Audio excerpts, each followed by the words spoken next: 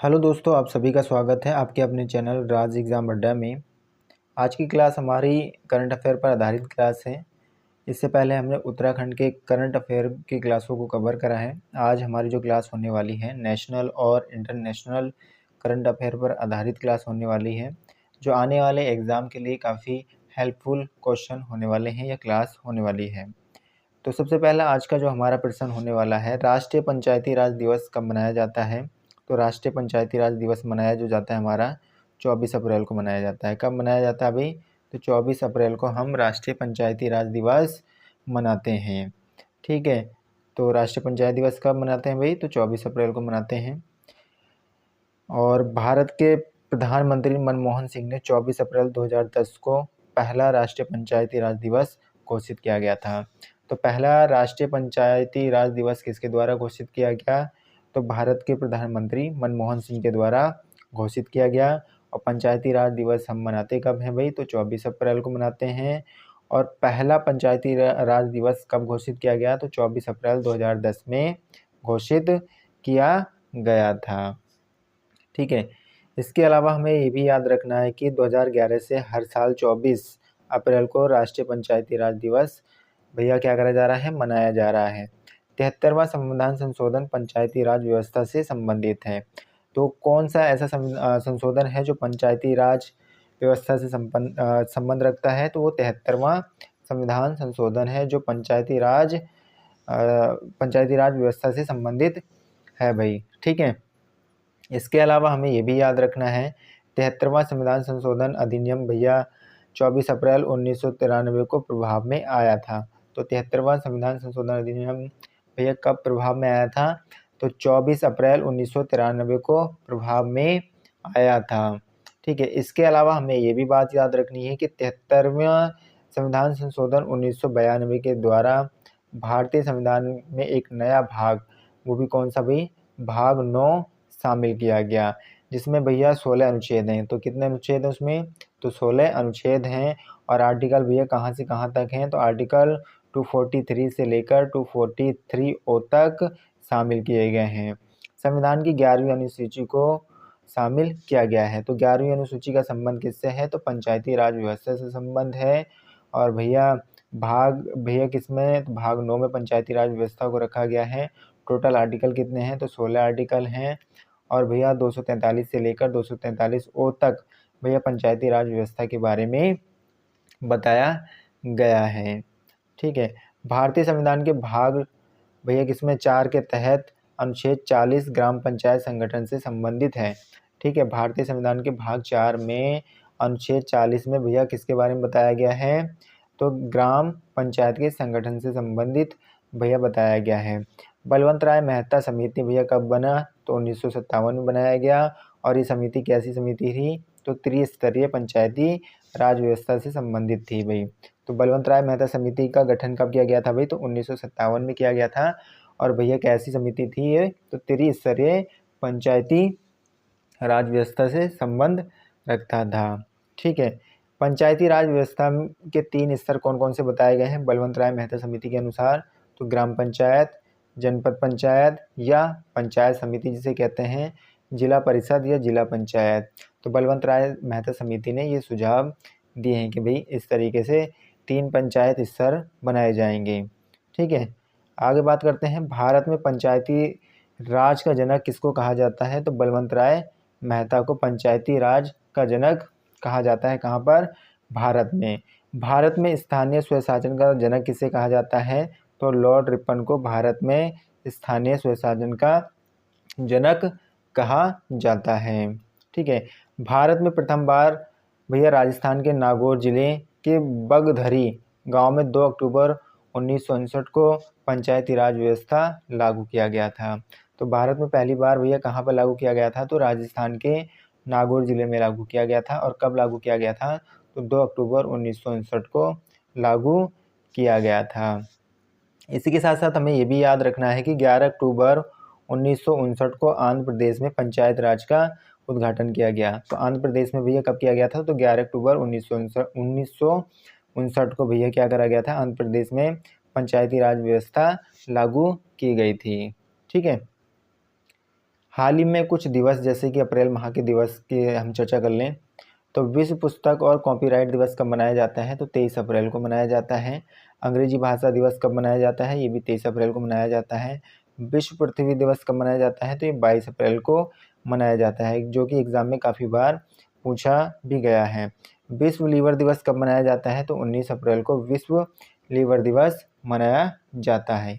इसी के साथ साथ हमें ये भी याद रखना है विश्व विरासत दिवस कब मनाया जाता है, तो 18 अप्रैल को विश्व विरासत दिवस मनाया जाता है।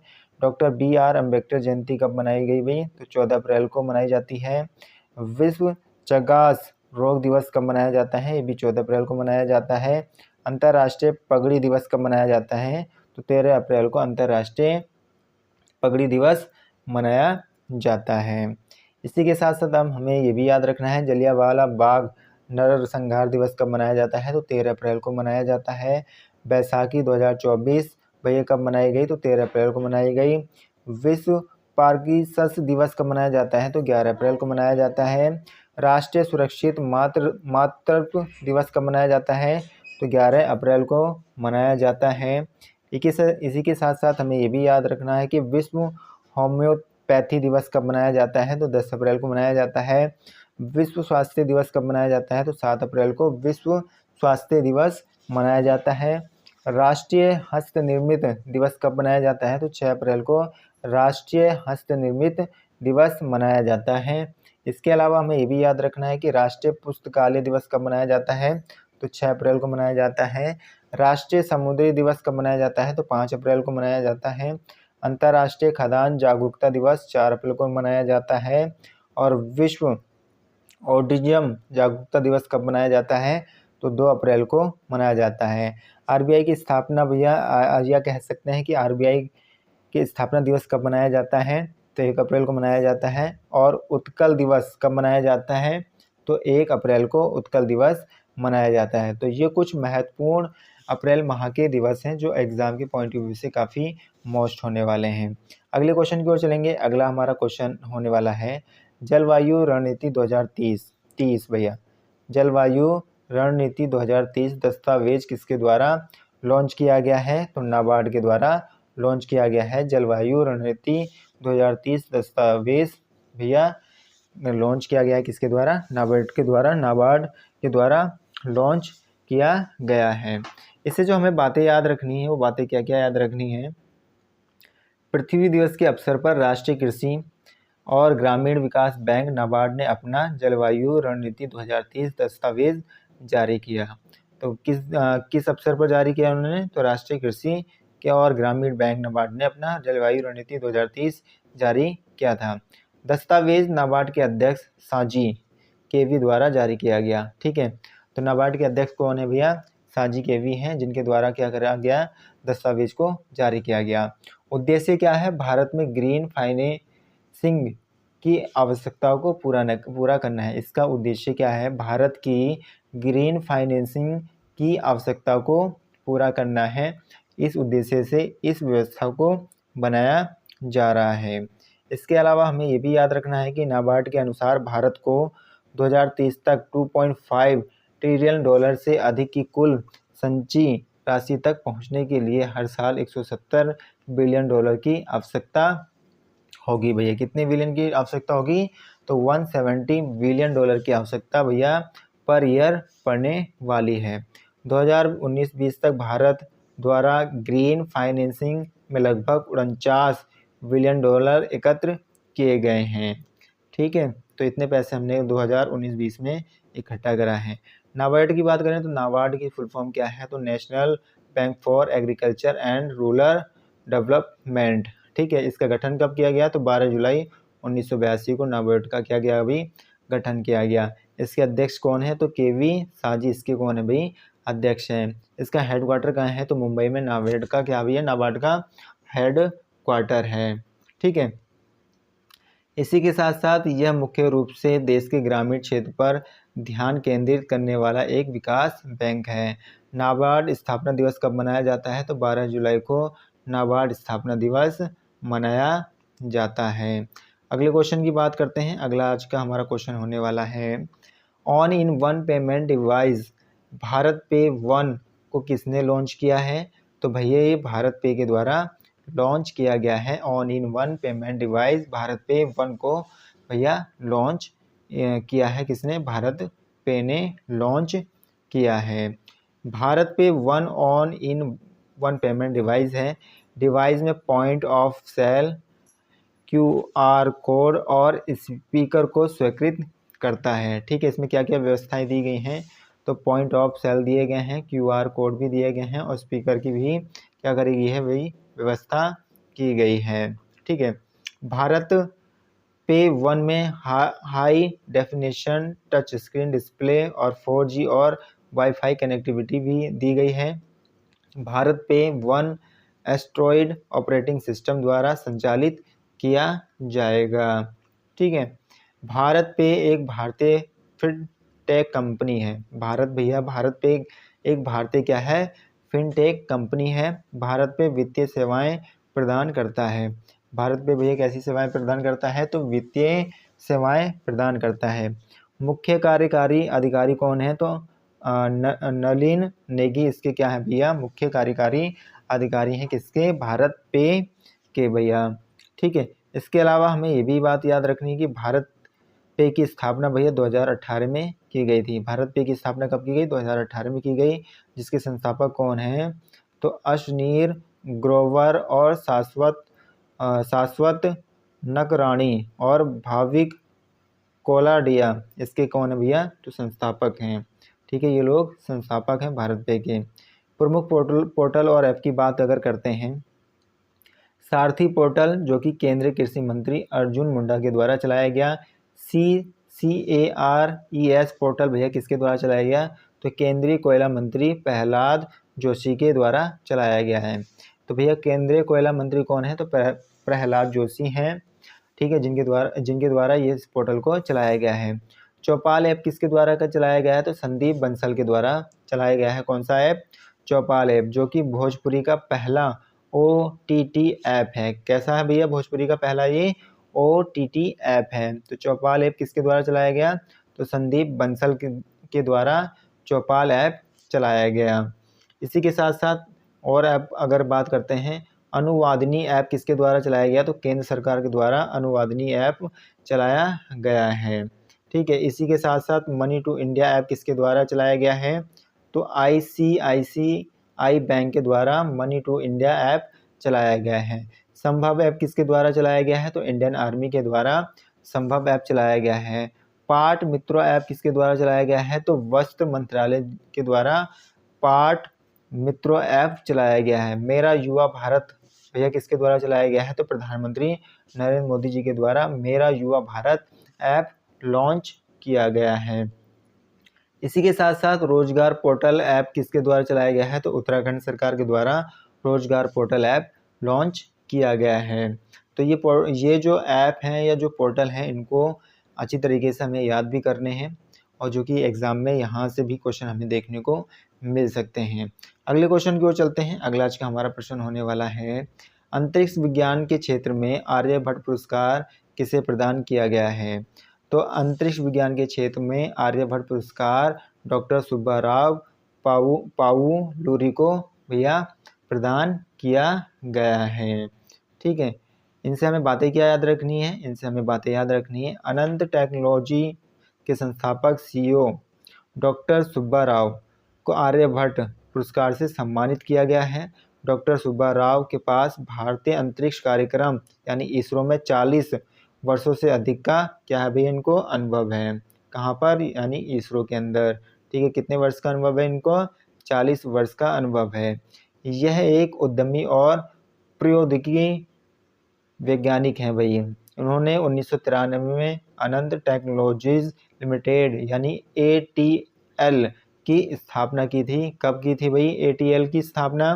तो 1993 में, 1993 में इन्होंने भैया क्या करा था? ATL की स्थापना की थी। ठीक है, आर्यभट्ट पुरस्कार की अगर बात करते हैं, यह पुरस्कार एस्ट्रोनॉटिकल सोसाइटी ऑफ इंडिया के द्वारा प्रदान किया जाता है। तो आर्यभट्ट पुरस्कार किसके द्वारा दिया जाता है भाई? तो एस्ट्रोनॉटिकल सोसाइटी ऑफ इंडिया के द्वारा प्रदान किया जाता है। भारत में अंतरिक्ष विज्ञान और एरोस्पेस प्रौद्योगिकी के क्षेत्र में महत्वपूर्ण योगदान करने वाले व्यक्तियों को ये पुरस्कार दिया जाता है। ठीक है, यह पुरस्कार एस्ट्रोनॉटिकल सोसाइटी ऑफ इंडिया के एस्ट्रोनॉटिकल सोसाइटी ऑफ इंडिया की स्थापना 1990 में की गई थी। पुरस्कार का स्थापना वर्ष भैया क्या है, तो 1992 पुरस्कार का स्थापना वर्ष है। पुरस्कार की राशि कितनी होती है भैया, तो 1 लाख रुपए पुरस्कार की क्या होती है भाई, राशि होती है। ठीक है, और 2024 के अगर प्रमुख पुरस्कारों की बात करते हैं हम तो लता दीनानाथ मंगेशकर पुरस्कार भैया किसको दिया गया, तो अमिताभ बच्चन को दिया गया। कौन सा पुरस्कार, लता दीनानाथ मंगेशकर पुरस्कार 2024 किसको दिया गया, अमिताभ बच्चन को दिया गया। अंतर्राष्ट्रीय साहित्यिक पुरस्कार किनको दिया गया, तो ममता जी सागर को दिया गया। विशिष्ट सेवा पुरस्कार यानी वीरता आर हरि कुमार जी को दिया गया। वॉलंटियर सर्विस पुरस्कार यानी यूएसए का जो है लोकेश मुनि को प्रदान किया गया है। ठीक है, इसके अलावा जॉन एल जैक सिगर्ट जूनियर पुरस्कार किसको दिया गया, तो इसरो की चंद्रयान 3 टीम को दिया गया। भारत रत्न की बात करें तो चौधरी चरण सिंह, पीवी नरसिम्हा राव, कर्पूरी ठाकुर, एम.एस. स्वामीनाथन, लाल कृष्ण आडवाणी को प्रदान किए गए हैं। किस पुरस्कार से, भारत रत्न पुरस्कार से। अगले क्वेश्चन की ओर चलते हैं। अगला हमारा क्वेश्चन है ITTF टेबल टेनिस विश्व रैंकिंग में भारत के शीर्ष महिला खिलाड़ी कौन बनी हैं, तो कौन बनी है, श्रीजा अकुल भैया क्या बनी है, ITTF टेबल टेनिस विश्व रैंकिंग में भारत के शीर्ष महिला खिलाड़ी बनी है। इनसे हमें बातें क्या याद रखनी है, ITTF टेबल टेनिस विश्व रैंकिंग में श्री अकुला विश्व रैंकिंग में 38वें स्थान पर पहुंच गई हैं। इसके साथ श्रीजा अकुला भारत में शीर्ष रैंक वाली महिला एकल टेबल टेनिस खिलाड़ी बन गई हैं। ठीक है, श्रीजा और मनिका के अलावा यशवनी घोरपड़े विश्व नंबर 99 और अर्चना कामत जो कि विश्व में इनका नंबर कितना है, 100 है। और महिला एकल रैंकिंग के शीर्ष में ये 100 में अन्य शामिल भारतीय भी हैं भैया। ठीक है, इसके साथ साथ हमें ये भी याद रखना है कि इसकी फुल फॉर्म क्या है, इंटरनेशनल टेबल टेनिस फेडरेशन। किसकी फुल फॉर्म है भैया, ITTF की फुल फॉर्म है। इंटरनेशनल टेबल टेनिस फेडरेशन की स्थापना कब की गई, तो 1926 में इंटरनेशनल टेबल टेनिस फेडरेशन की क्या करी गई भी, स्थापना की गई। हेडक्वार्टर क्या है, लोजेन स्विट्जरलैंड के अंदर क्या है भैया, इसका हेडक्वार्टर है। सदस्यता भैया कितनी है, तो 227 यानी 227 की भैया क्या है, सदस्यता है। अध्यक्ष कौन है भैया, तो अध्यक्ष इसके हैं पेट्रा सोलिंग। कौन है भैया, ITTF यानी इंटरनेशनल टेबल टेनिस फेडरेशन के कौन है भैया, अध्यक्ष हैं। ठीक है, इसी के साथ साथ अगले क्वेश्चन को चलते हैं। अगला आज का हमारा क्वेश्चन होने वाला है, भारत की सबसे बड़ी जलवायु घड़ी का अनावरण कहाँ किया गया है, तो कहाँ पर किया गया है भाई, तो CSIR मुख्यालय में किया गया है भारत की सबसे बड़ी जलवायु घड़ी का अनावरण। ठीक है, इसी के साथ साथ हमें ये भी बात याद रखना है कि CSIR ने जलवायु परिवर्तन जागरूकता बढ़ाने के लिए नई दिल्ली में भारत की सबसे बड़ी जलवायु घड़ी का अनावरण किया है। ठीक है, वैज्ञानिक और औद्योगिक अनुसंधान परिषद CSIR भारत में वैज्ञानिक, औद्योगिक और आर्थिक विकास को बढ़ावा देने के लिए एक अनुसंधान और विकास RD संगठन है भैया। कैसा संगठन है ये, तो भारत में वैज्ञानिक, औद्योगिक और आर्थिक विकास को बढ़ावा देने के लिए एक अनुसंधान और विकास संगठन है। ठीक है, इसके साथ साथ हमें ये भी याद रखना है कि वैज्ञानिक और औद्योगिक अनुसंधान परिषद का हेडक्वार्टर कहाँ है, तो न्यू दिल्ली के अंदर है। कहाँ भैया, तो न्यू दिल्ली के अंदर वैज्ञानिक और औद्योगिक अनुसंधान परिषद का क्या है, हेडक्वार्टर है। इसकी स्थापना कब की जाती है, 1942 में इसकी क्या करी जाती है भैया, स्थापना की जाती है। वर्तमान महानिदेशक कौन है, तो N केले सेल्वी कौन है भैया, वैज्ञानिक और औद्योगिक अनुसंधान परिषद के क्या है, ये निदेशक हैं। इसी के साथ साथ हमें ये भी याद रखने हैं अन्य महत्वपूर्ण बातें जो महत्वपूर्ण बातें हैं, जैसे कि विश्व की पहली वैदिक घड़ी का मध्य प्रदेश के उज्जैन में स्थापित की गई है। विश्व की पहली वैदिक घड़ी कहाँ स्थापित की गई है? तो मध्य प्रदेश के उज्जैन में स्थापित की गई है। दुनिया का सबसे बड़ा नवीकरणीय ऊर्जा पार्क कहाँ स्थापित किया गया है? तो गुजरात के खावड़ा में स्थापित किया गया है। ठीक है, दुनिया का सबसे बड़ा नवीकरणीय ऊर्जा पार्क कहाँ भाई? तो गुजरात के खावड़ा में स्थापित किया गया है। तो आशा करूँगा आप सभी को आज की क्लास अच्छी लगी होगी। अगर आपको क्लास अच्छी लगी है तो लाइक, शेयर एंड सब्सक्राइब करना ना भूलें। Thank you.